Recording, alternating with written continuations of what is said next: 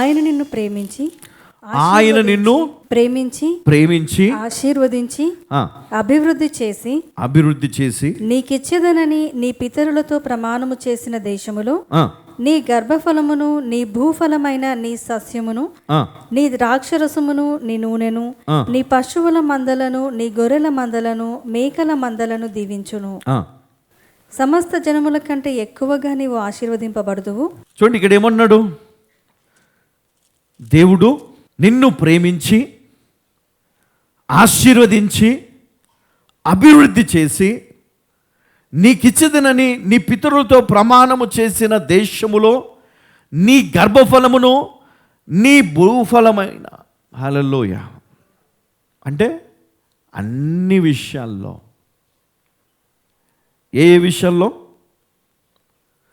నీ గర్భఫల విషయములో, భూఫల విషయములో, నీ సస్యమును, నీ ద్రాక్షరసమును, నీ నూనెను, నీ పశువుల మందలను, నీ గొర్రెల మందలను, మేకల మందలను దీవించును.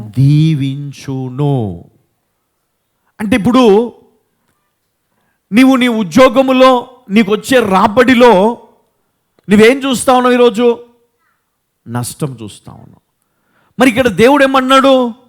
నేను దీవిస్తానన్నాడు. అంటే నీ పశువులను, మేకల మందలను, గొర్రెల మందలను, నీ గర్భఫలమును, నీ భూఫలమును నేను ఆశీర్వదిస్తాను, దీవిస్తాను అంటున్నాడు.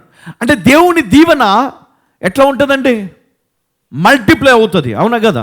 దేవుడు ఆశీర్వదిస్తే నీ శత్రువు ఏం చేయలేడు. దేవుడు దీవిస్తే నీకు వచ్చే వ్యాధి నిన్నేమి చేయదు. దేవుని దీవెన ఉంటే రాబోయే కాలంలో కూడా ఆ కుటుంబంలో ఏ కరువు రాదు కదా. యోసేపు జీవితంలో చూసాం కదా, దేవుడు దీవిస్తే ఎట్లుంటుంది దీవెన? దేవుడు దీవిస్తే కరువు చూడవున్నావు, ఇంకా భయం అనేది నీకు ఉండదు. నీకు అన్నిటికి ఒకటే ధైర్యం, ఏంటంటే దేవుడు ఉన్నాడు, దేవుడు చూస్తాడు, దేవుడు నాకు సహాయము చేస్తాడు, దేవుడు నన్ను నడిపిస్తాడు.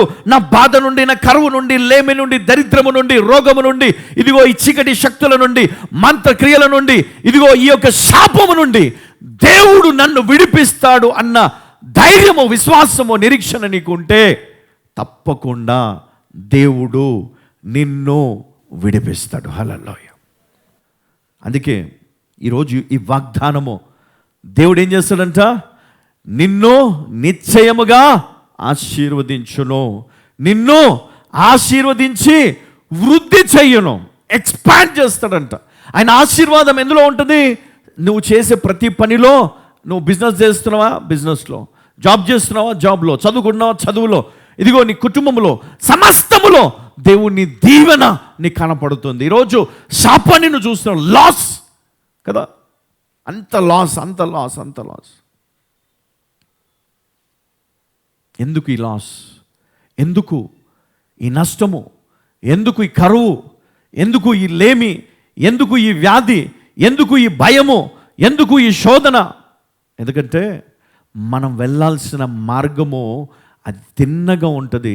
ఆ మార్గంలో నడవకుండా కుడికి ఎడమకు మనం తిరగడము ద్వారా మన విజన్, మన ప్రామిస్ మనం పొందుకోలేకపోతా ఉన్నాం, అది సాధించలేకపోతా ఉన్నాం. అది మన జీవితంలో మనము ఫెయిల్ అవ్వడానికి కారణం ఏంటంటే నీవు కుడి వైపుకు ఎడమ వైపుకు తిరగకూడదని దేవుడు ఇచ్చిన ఆజ్ఞను నువ్వేం చేసావు? వదిలిపెట్టినావు, మర్చిపోయినావు. సాతానుడు పిలుస్తూ ఉంటాడు ఇటు నుంచి. ఇదిగో నువ్వు వెళ్ళాలా దేవుని మార్గంలో. దేవుడు చెప్పిన బోధలు, మోషే చెప్పిన మాటల ప్రకారము, ఇదిగో ఆజ్ఞల ప్రకారము, దేవుడిచ్చిన ఆజ్ఞలను ఆయన బోధించాడు కాబట్టి ఆ వాటి ప్రకారంగా నువ్వు నడుచుకోవాలి. కానీ నీవు కుడివైపుకు ఎడమ వైపుకు తిరగడము వల్ల చూడండి, దేవుని చిత్తాన్ని నువ్వు జరిగించలేకపోయావు, దేవుని ఉద్దేశాన్ని నెరవేర్చలేకపోయినావు. కాబట్టి దేవుడు నిన్ను ఏం చేశాడు? ఆ యొక్క విజన్ నుండి, లేదా ఆ యొక్క ఆశీర్వాదములో నుండి నిన్ను పక్కకి తప్పించాడు. ఎందుకు? నీకు బదులు ఇంకొకరిని పెట్టి ఆశీర్వదిస్తాడు దేవుడు. హల్లెలూయా. ఆయన చాలా ప్రయత్నం చేస్తాడు నీకోసం. నువ్వు పదే పదే ఇంకా నువ్వు పారిపోతూ ఉంటే దేవుడు ఏం చేస్తాడు? ఇంకా సర్లే, నీకు ఇష్టం లేదేమో దేవుని సేవ, సర్లే నీకు ఇష్టం లేదేమో దేవుని వాక్యము, సర్లే నీకు ఇష్టం లేదేమో మార్పు, సర్లే నీకు ఇష్టం లేదేమో పరలోక రాజ్యము, సర్లే నీకు ఇష్టం లేదేమో ఇదిగో పవిత్రమైన జీవితము అని దేవుడు నిన్ను ఏం చేస్తాడు? పక్కన పెడతాడు. కానీ నిన్ను నాశనము చేయడు. మోషేను నాశనము చేయలేదు. ఆయన చేసిన పనిని బట్టి ఆయనను దేవుడు తీసుకొని వెళ్ళాడు. అట్లాగే నిన్ను కూడా ఏం చేయడు ఆయన నాశనం. కాకపోతే నిన్ను పక్కన పెట్టి ఆ శ్రద్ధ, భక్తి, విశ్వాసము, భయము ఉన్నటువంటి వ్యక్తిని నీ స్థానములో పెట్టి ఆశీర్వదిస్తాడు. నీ కళ్ళ ముందే నీ బ్లెస్సింగ్, నీ అనాయింటింగ్ని నువ్వు వారిలో చూసినప్పుడు నీకు తెలియని ఒక భయము, అయ్యో దేవుడు నాకు ఇచ్చినప్పుడు నేను పాటించలేదే, దేవుడు నన్ను తీసుకొచ్చి ముందు పెట్టినప్పుడు నేను గ్రహించలేదే, ఈరోజు నేను నిర్లక్ష్యం చేశాను, అందుకే దేవుడు నన్ను పక్కన పెట్టాడు. హల్లెలూయా.